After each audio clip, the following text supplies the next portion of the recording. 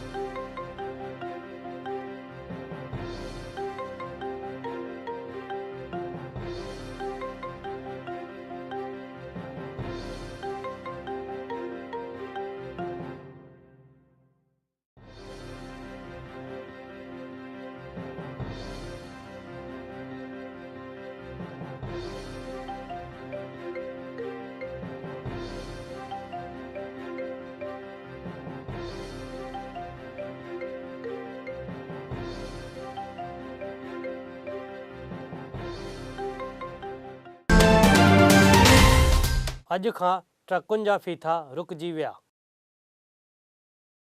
देश भर में अॼु खां ट्रक मालिकनि पंहिंजी घुरुनि खे सरकार न मञण सबबि हड़ताल ते लही विया आहिनि। लॻभॻि 75 लख ट्रक ट्रांसपोर्टर हिन हड़ताल में जुड़िया आहिनि, जंहिंजे करे देश भर में माल जी अचु वञु रुकिजी वई आहे। ट्रक मालिकनि देश भर में चक्का जाम करण जी बि धमकी ॾिनी आहे।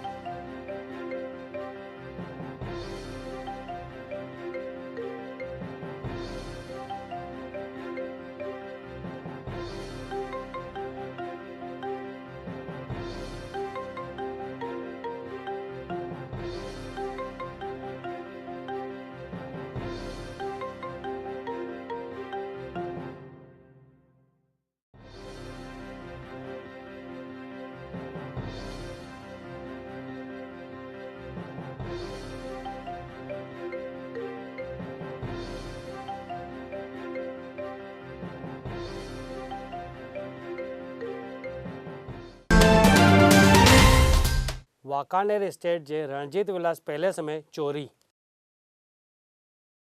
युवराज केसरी देव सिंह पुलिस फरियाद कई आहे त लॻभॻि 7 खां 8 लखनि जो क़ीमती सामान चोरी थी वियो आहे।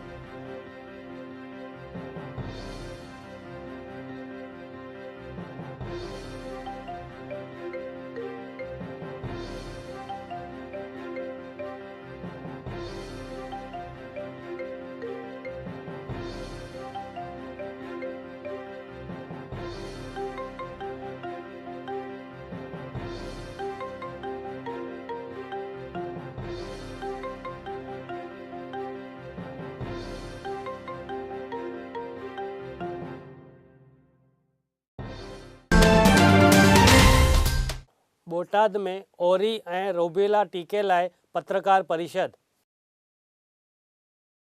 बोटाद जिले के आरोग्य शाखा द्वारा एक पत्रकार परिषद जो आयोजन करण में आयो, जैमें ओरी रूबेला के टीके से ॿारनि में साइड इफेक्ट थे थी इन गाल ते ध्यान न ॾियण जो चयो वियो आहे। कूड़िन ऐं गुमराह कंदड़ ॻाल्हियुनि ते ध्यान न ॾिजे इहो चयो वियो आहे। जिले में 3 ॾींहंनि में लगभग 40,000 ॿारनि खे टीके की दवा पियारण में आई है।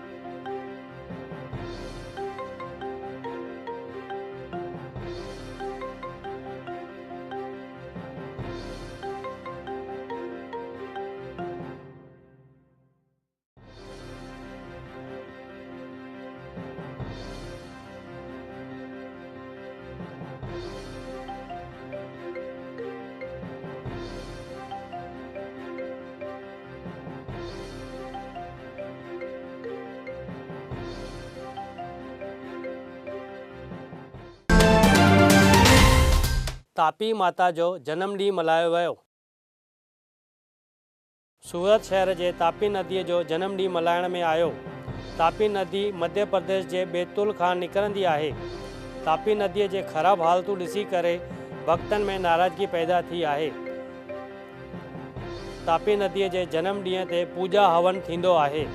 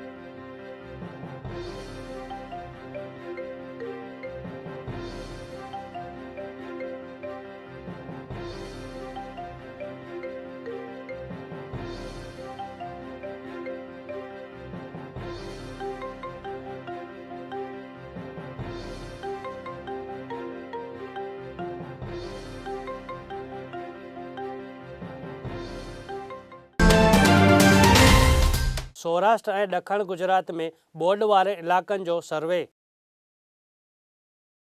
गुजरात में पहल बरसात सबब सौराष्ट्र और दखण गुजरात में बोर्ड सबब मरण वारन के संदस घर वारन के सरकार तरफा 2 लाख रुपयन की सहायता कई वेंदी। सरकार तरफ़ां 15 ॾींहनि में सर्वे जो कमु पूरो करण में ईंदो, इहा ख़ातिरी ॾिनी वई आहे।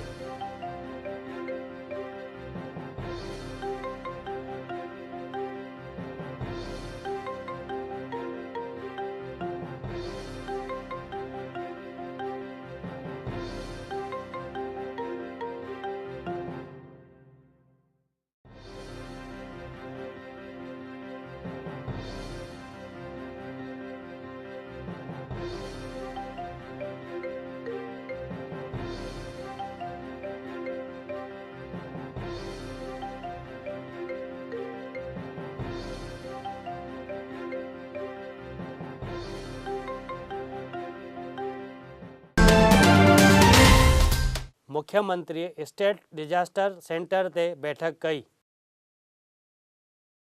मुख्यमंत्री जी अगवाईअ में डिजास्टर मैनेजमेंट जी हिकु ख़ासि बैठक थी, जंहिंमें ॿोॾ ऐं राहत जे कार्यनि ते चर्चा कई वई ऐं मुख्यमंत्री चयो त हाणे बरसाति जो ज़ोर घटियो आहे।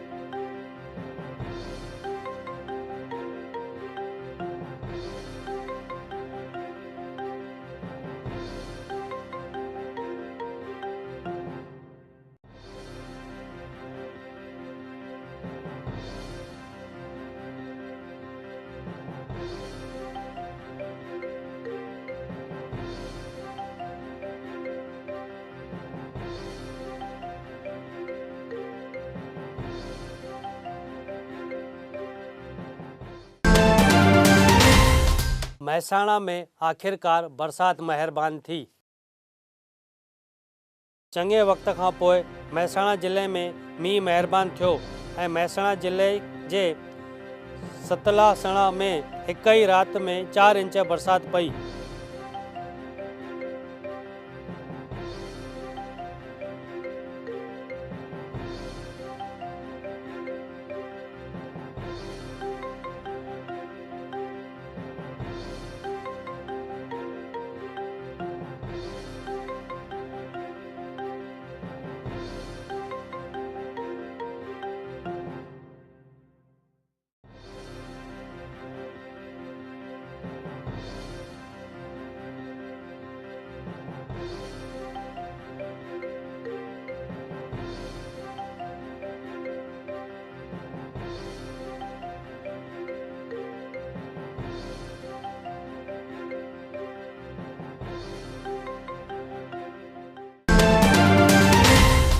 राजकोट में शाम खां पोइ ज़ोरदार बरसाति। राजकोट में शाम खां पोइ वातावरण में बादल छांइजी विया ऐं पोइ शाम जो ज़ोरदार बरसाति पई, जेका लॻभॻि 1 इंच मापी वई। बरसाति पवण ते माण्हुनि खे गर्मीअ मां राहत मिली।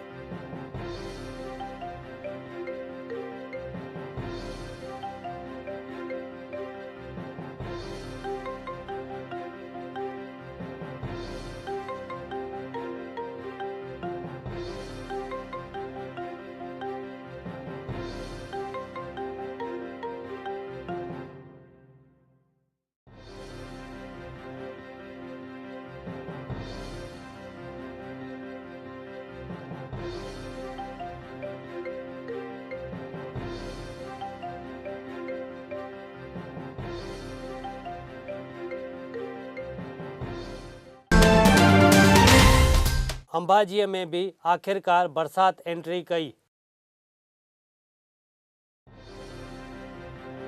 अंबाजीअ में बरसाति सबबि रोड रस्ता ॼण नदीअ वांगुरु लॻी रहिया आहिनि। ज़बरदस्त बरसाति करे माण्हू मुश्किलातुनि में।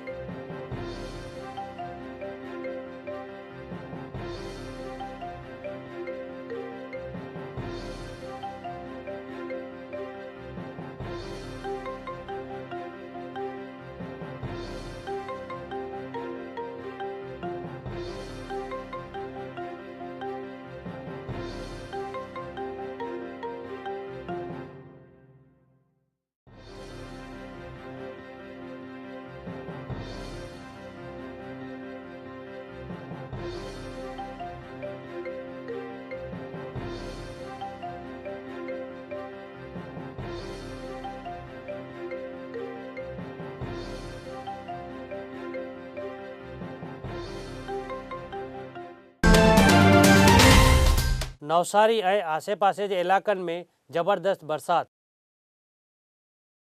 ॾखण गुजरात में बरसाति घणो ई नुक़सानु कयो आहे, तंहिं में नवसारी बि हिकु आहे। बरसाति सबबु माण्हुनि खे मुश्किलातुनि जो सामनो करणो पियो आहे। नवसारीअ जे रोड रस्तनि जी हालति ख़स्ता थी वई आहे। नवसारीअ में 7 ॾींहंनि खां बरसाति पई रही आहे।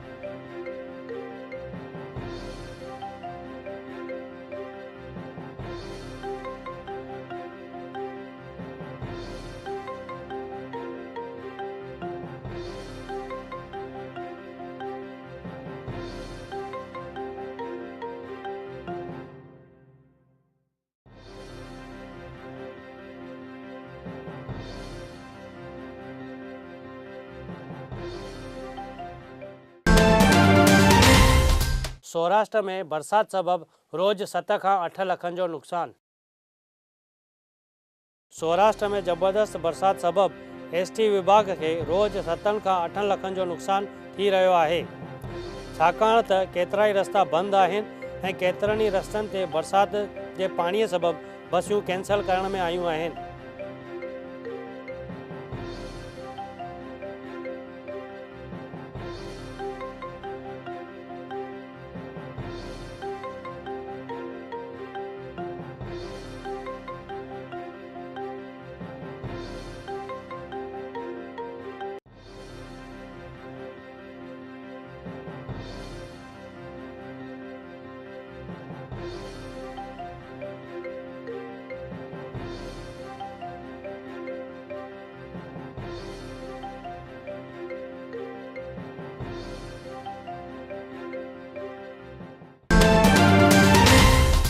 RBI ॿाहिरि कढंदी 900 जो नोट। RBI 100 जो नओं नोट कढंदी, जंहिं में गुजरात जे मशहूरु राणकी वाव खे जॻह ॾिनी वई आहे।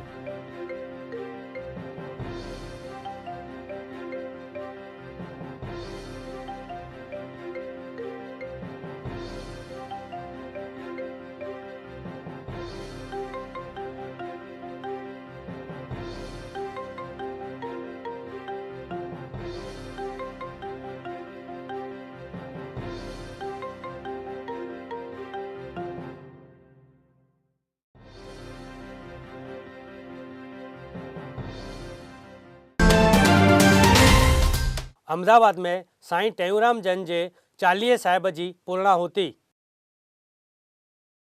प्रेम प्रकाश आश्रम में 18 जुलाई ते मल्हाई वई सतगुरु टेऊंराम जन जी 40 जी पूर्णाहुति। इन प्रोग्राम में केतिरा ई महिमान ऐं मंत्री श्री भूपेंद्र सिंह चुड़ासमा, MLA बलराम थावाणी, बिपिन सिक्का ऐं नगर जूं केतिरियूं ई ख़ासि शख़्सियतूं हाज़िर हुयूं।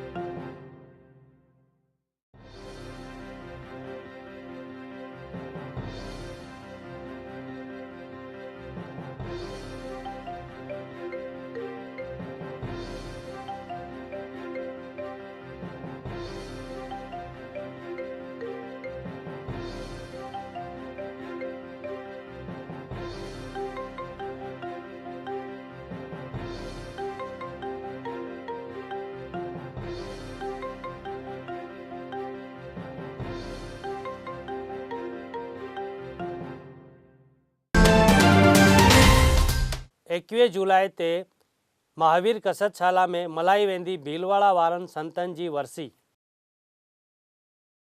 21 जुलाई ते महावीर कसरतशाला में मल्हाई वेंदी भीलवाड़ा वारनि संतनि जी वरसी।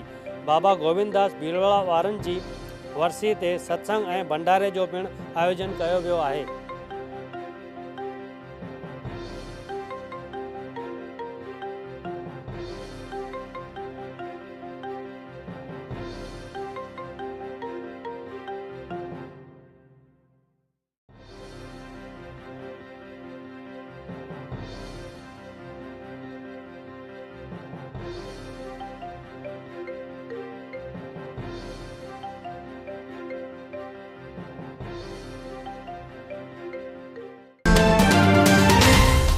ही हुयूं सिंधीअ में ख़बरूं। वरी मिलंदासीं सुभाणे ई साॻे ई वक़्तु। तेसिताईं ॾिसंदा रहो सिंधी TV।